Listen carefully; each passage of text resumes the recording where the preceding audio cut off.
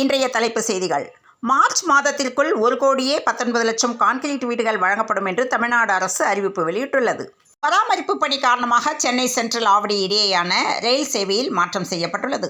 நடிகர் ஜெயம் ரவி தனது மனைவி ஆர்த்தியை விவாகரத்து செய்ய முடிவு செய்துள்ளதாக சில நாட்களுக்கு முன்பு அறிவித்திருந்தார். கோர்ட்டில் விவாகரத்து வழக்கும் தொடர்ந்திருக்கிறார். இந்த நிலையில் மனைவி ஆர்த்தி மீது நடிகர் ஜெயம் ரவி போலீசில் புகார் அளித்துள்ளார். இலங்கை அதிபர் அனுரகுமார திசநாயக்க மாற்றத்தின் நாயகரா மற்றும் ஒரு அதிபரா என்று உலக தமிழர்கள் உற்று நோக்குகின்றனர்.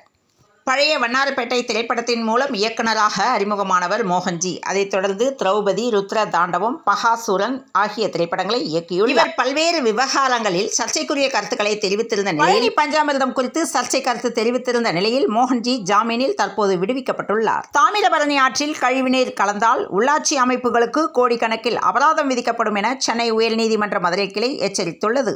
தண்டவாள பராமரிப்பு பணி காரணமாக விழுப்புரம் வழியாக இயக்கப்படும் ரயில்களின் சேவையில் மாற்றம் செய்யப்பட்டுள்ளது. கோவையில் ஆதியோகி திவ்ய தரிசனம் 5 நாட்கள் நடைபெறாது என்று தகவல் வெளியாகியுள்ளது. தாமிரபரணி ஆறு கூவமாக மாறிவிடும் என்று நீதிபதிகள் வேதனையோடு தெரிவித்துள்ளனர். இயக்குனர் மோகன் மீது 5 பிரிவுகளின் கீழ் வழக்கு பதிவு தொடரப்பட்டுள்ளது. தமிழ்நாட்டில் டெங்கு காய்ச்சல் கட்டுப்பாட்டில் உள்ளதாக அமைச்சர் மா. சுப்பிரமணியன் தெரிவித்துள்ளார். மூடா வழக்கு பாஜகவின் சதித்திட்டம் இது என்று துணை முதலமைச்சர் டி.கே. சிவகுமார் பேட்டி அளித்துள்ளார். இந்தியா கூட்டணியில் உள்ளவர்கள் இந்த தேச நலன் மீது அக்கறை உள்ளவர்கள். இவர்கள் ஒருபோதும் இந்த கூட்டணியில் இருந்து வெளியேற வாய்ப்பு இல்லை என்று தமிழ்நாடு காங்கிரஸ் கட்சி மாநில தலைவர் செல்வ பெருந்தகை திருச்சி விமான நிலையத்தில் பேட்டி அளித்துள்ளார். கடன் தீர்ப்பாயத்தை நடத்த முடியவில்லை என்றால் கூறிவிடுங்கள், நாங்களே நடத்தி கொள்கிறோம் என்று ஒன்றிய அரசுக்கு ஐகோர்ட் கண்டனம் தெரிவித்துள்ளது. துணை முதலமைச்சர் ஆவதற்கு உதயநிதிக்கு அனைத்து தகுதிகளும் இருப்பதாக செல்வ பெருந்தகை தெரிவித்துள்ளார். அதிமுக முன்னாள் அமைச்சர் செல்லூர் ராஜுவின் பலாத்காரமா பலத்தக்காரமா என்ற எக்ஸ் தள பதிவால் புதிய ஏற்பட்டுள்ளது. கலைஞர் நூற்றாண்டு மருத்துவமனைக்கு தங்கத்தர சான்றிதழ் வழங்கி இந்திய பசுமை கட்டட கவுன்சில் கௌரவித்துள்ளது. சமத்துவமின்மையை அதிகரிக்கும் பொருளாதார முன்னேற்றம் என்று முன்னாள் DAE தலைவர் அனில் கக்கோட்கர் பேசியுள்ளார். சென்னை போரூர் அரசு பெண்கள் மேல்நிலைப் பள்ளியில் வறுமையால் எனக்கு படிப்பு எட்டாக்கனியாக இருந்ததாக மனம் உருகி அமைச்சர் மா. சுப்பிரமணியன் பேசியுள்ளார். திரைப்பட இயக்குனர் மோகனை செய்யாத குற்றத்திற்காக கைது செய்வதா என்று அன்புமணி ராமதாஸ் கண்டனம் தெரிவித்துள்ளார். இலங்கை அரசு மீனவர்களுக்கு அபராதம் விதிப்பது கண்டிக்கத்தக்கது என்று MP மாணிக்கம் தாகூர் தெரிவித்துள்ளார். பி. சுசீலா, மு. மேத்தா ஆகியோருக்கு கலைஞர் நினைவு கலைத்துறை வித்தகர் விருதுகள் வழங்க முதலமைச்சர் அறிவிப்பு வெளியிட்டுள்ளார்.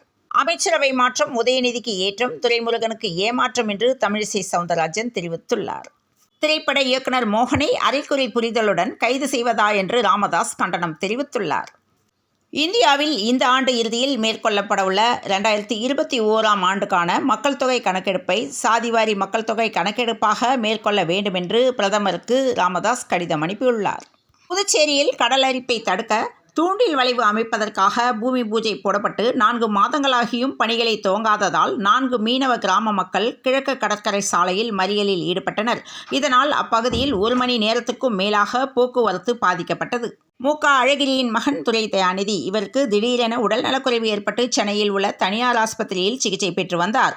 இந்த நிலையில் கடந்த மார்ச் மாதம் மேல் சிகிச்சைக்காக துரை தயாநிதியை வேலூரில் உள்ள CMC ஆஸ்பத்திரியில் சேர்த்தனர். அவருக்கு தீவிர சிகிச்சை அளிக்கப்பட்டு வந்த நிலையில் இன்று டிஸ்சார்ஜ் ஆகி வீடு திரும்பியுள்ளார். டெல்லியை அடுத்த நொய்டாவில் உள்ள ஒரு பல்கலைக்கழகத்தில் வகுப்பறை வீடியோ சமூக வலைதளங்களில் மிக வேகமாக வைரலாகி வருகிறது. பேராசிரியர் பாடம் எடுப்பதை கவனிக்க வந்ததா என்றும் AC வழியாக வந்து எட்டி பார்த்த பாம்பால் மாணவர்கள் தெரித்து ஓடினர். ரூபாய் 4 கோடியில் தொடக்கப்பள்ளி தொடங்க கொளத்தூர் தொகுதியில் புதிய திட்டப்பணிகளை முதலமைச்சர் மு.க. ஸ்டாலின் தொடங்கி வைத்தார். கடலூர் மாநகராட்சி பள்ளியில் பள்ளி வகுப்பறையை சுத்தம் செய்த மேயரை பார்த்து அதிகாரிகள் அதிர்ச்சி அடைந்தனர். 3 நாள் அமெரிக்க பயணம் நிறைவடைந்த நிலையில் பிரதமர் மோடி டெல்லி திரும்பினார். டெல்லி ஷகர்பூர் பகுதியில் UPSC தேர்வுக்கு தயாராகி வரும் பெண் ஒருவரின் படுக்கையறை மற்றும் குளியலறையில் கேமராக்களை ரகசியமாக பொருத்தியதாக நபர் ஒருவர் கைது செய்யப்பட்ட சம்பவம் அரங்கேறியுள்ளது. பாத்ரூமில் ரகசிய கேமரா பொருத்தியதால் இளம்பெண் அதிர்ச்சியடைந்த நிலையில் வீட்டு உரிமையாளர் மகன் அதிரடியாக கைது செய்யப்பட்டுள்ளார். NX பதிவை மீண்டும் படித்து புரிந்து கொள்ள முடிந்தால் என்று பவன் கல்யாணிற்கு பிரகாஷ்ராஜ் பதிலடி கொடுத்துள்ளார்.